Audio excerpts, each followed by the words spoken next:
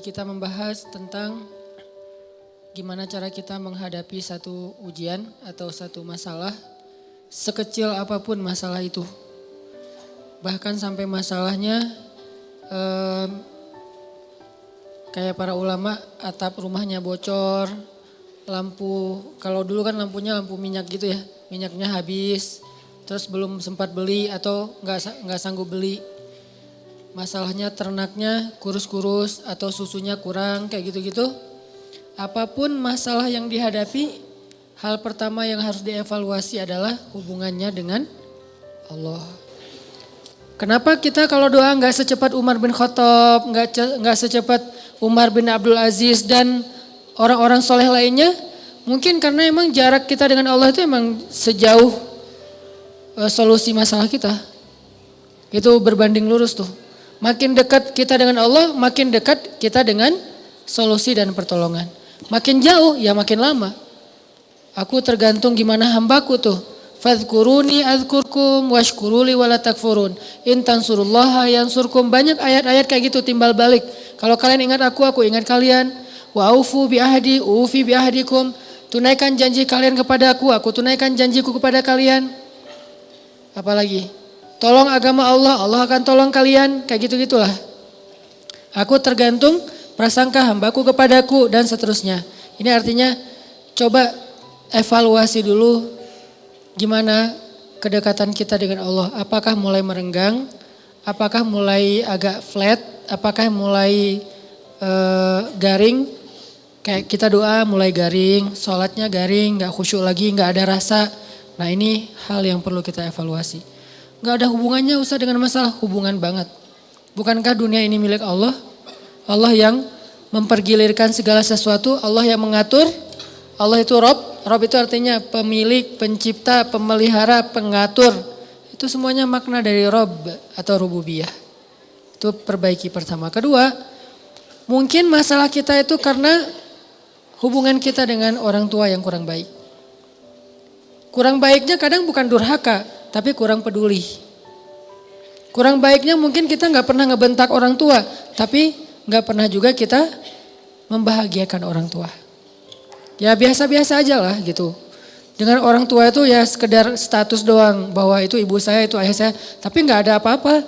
Bukan kesayangan, bukan prioritas, bukan yang kita agendain, pokoknya seminggu sekali harus nelpon, kalau gak bisa datang, kalau bisa datang harus datang. Setiap hari itu kita minimal ketemu ibu kita senyum, minimal kalau bisa mijat kakinya atau apa gitu.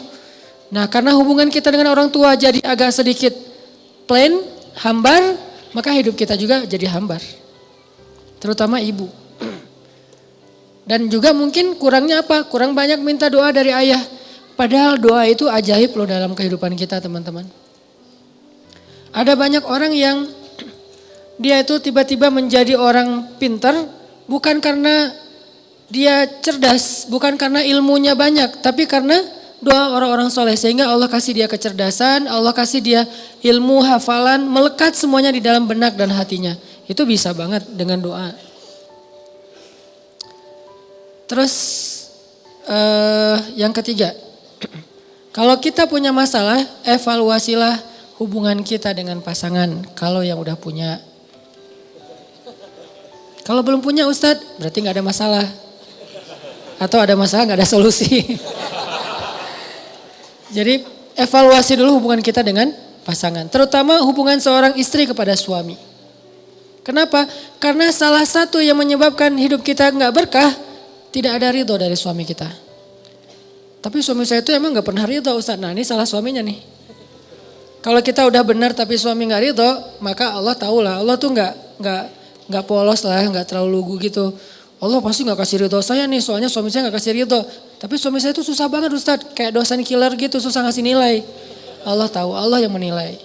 Gak mungkin Allah menzalimi kita gara-gara suami, gak mungkin. Jadi Allah hakimun, alimun, basirun, khabir. Maha bijaksana, maha tahu, maha melihat, maha teliti. Gak usah khawatir. Tapi kalau emang suami gak ridho gara-gara kita belum baik, itu wajar.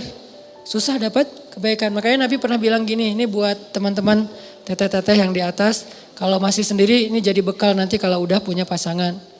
Kata Nabi kepada para sahabat sahabiat, Tahukah kalian siapa orang yang paling dijamin masuk surga? Kata para sahabat, siapa ya Rasul? Kata Nabi, orang yang dijamin masuk surga adalah seorang perempuan yang ketika dia ada masalah dengan suaminya, dia segera datang dan dia jabat tangan suaminya, dia cium tangan suaminya, maka Allah langsung menjatuhkan ridho kepada dia dan dijamin masuk surga. Tapi salah suami Ustadz, ini bukan soal siapa benar siapa salah, tapi siapa yang mau ngalah. Benar salah itu relatif ya. Kadang-kadang dua-duanya ngaku benar, susah kan? Tapi siapa yang mau ngalah? Kalau gitu harus istri duluan yang datang. Enggak sih sebetulnya. Ini hadis keutamaan kalau istri datang duluan. Nanti ada hadis keutamaan kalau suami datang duluan. Belum lagi nanti teman-teman ada hadis. Hadis ini gara-gara diriwayatkan tuh gara-gara Hasan Husain pernah ribut. Hasan Husain kan cucu Nabi ya, soleh dua-duanya. Tapi namanya manusia kadang beda pendapat. Ribut nih, sampai putus silaturahim gak ngomong 2 hari apa 3 hari gitu antara Hasan dan Husain. Akhirnya setelah seharian apa 2 hari gak ngomong, Hasan datang kepada Husain bilang, maafin saya kalau saya salah dan saya maafin kamu kalau kamu salah. Udah damai. Setelah mereka damai, Hasan mengatakan, saya mendengar dari kakek, yaitu Rasulullah bersabda, jika ada 2 orang yang memutuskan silaturahim, maka yang pertama datang untuk menyambungnya, dialah yang pertama masuk surga di antara mereka berdua. Jika 2 orang bertengkar, yang pertama mengajak damai, maka dialah yang pertama masuk surga di antara mereka berdua. Kalau ganti-gantian Ustadz, lihat aja siapa yang lebih sering. Suami istri nih, kan suka ada masalah. Kadang sebulan sekali ada masalah, kadang seminggu sekali ada masalah, kadang setiap hari ada masalah. Ada musim masalah, setiap hari masalah. Kan ada musim-musimnya nih. Musim lagi nyaman, wah setiap hari tuh ada kejutan, ada hal-hal yang indah, ada musimnya nih. Nah dalam banyak kasus, siapa yang paling sering datang duluan dan untuk berdamai? Maka di antara mereka berdua nanti bisa kelihatan di dunia, dialah orang yang duluan masuk surga. Jadi kalau kita ada masalah sama teman, jangan fokus hanya dengan siapa salah siapa benar. Tapi coba belajar fokus siapa pengen duluan ke surga. Walaupun kita yang salah, kita yang benar dia yang salah. Yang penting kan kita pengen duluan masuk surga. Caranya ya udah datangi, sambung silaturahim, ajak damai dengan memaafkan kalau emang dia yang salah. Tapi biasanya dua-duanya salah sih. Walaupun pemicunya salah satunya ya. Tapi responnya jadi makin rame. Akhirnya dua-duanya salah. Udah minta maaf dua-duanya. Siapa yang duluan datang. Karena datang duluan itu gak gampang loh. Didatangi itu gampang. Mendatangi itu yang susah. Kadang didatangi aja masih susah kan. Kalau kita ada masalah sama teman kita. Jangan fokus dengan siapa yang salah, siapa yang benar. Fokus aja siapa duluan yang mau masuk surga. Dan memang benar mau ngedatangin orang yang kita anggap dia salah itu gak gampang. Kadang-kadang ngedatangin orang yang kita yang salah ke dia aja susah, apalagi yang dia yang salah ke kita tuh gak gampang kan. Susah banget loh. Nah kesusahan itulah yang Allah balas. Kesusahan dalam kita melawan ego kita itulah yang Allah beri pahala. Kan al-jaza ala qadril masyaqqah. Balasan itu tergantung tingkat kesulitan dalam beramal. Itu yang Allah balas. Jadi periksa hubungan kita dengan pasangan, bisa jadi di situ ada masalah. Baru yang terakhir teman-teman, kalau kita punya masalah, punya musibah, coba periksa hubungan kita dengan makhluk, dengan siapa aja.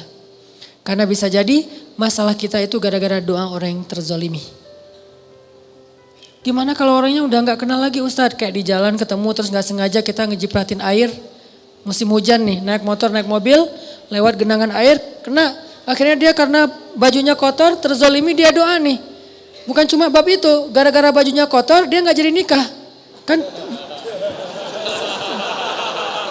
itu teraniaya banget ya. Nah itu terzolimi banget tuh, itu dosa besar banget tuh. Akhirnya dia doa nih, ya Allah semoga dia jomblonya sampai akhir hayat. Aduh berat Akhirnya kita kenapa kok gak ada yang mau sama saya, kenapa kok saya ditolak. Jangan-jangan kita pernah ngezolimin orang lain. Gimana kita menebus kesalahan kepada orang yang kita udah gak kenal. Gimana? Pembantu yang pernah kerja di rumah kita, pernah kita celah, terus dia pulang dan gak punya lagi nomornya, gak tahu juga alamatnya.